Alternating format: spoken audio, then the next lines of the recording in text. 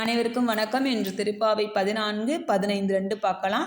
உங்கள் புழக்கடை தோட்டத்து வாவியுள் செங்கலிநீர் வாய் நிகழ்ந்து ஆம்பால் வாய் கூம்பினாக்கான் செங்கல் பொடிக்கூரை வெண்பல் தவத்தவர் தங்கள் திருக்கோயில் சங்கிடுவான் போதந்தார் எங்களை முன்னம் எழுப்புவான் வாய்ப்பேசும் நன்காய் எழுந்திராய் நாணாதாய் நாவுடையாய் சங்கொடு சக்கரம் ஏந்தும் தடக்கை என் பங்கைய கண்ணானை பாடேலோர் என்பாவாய்.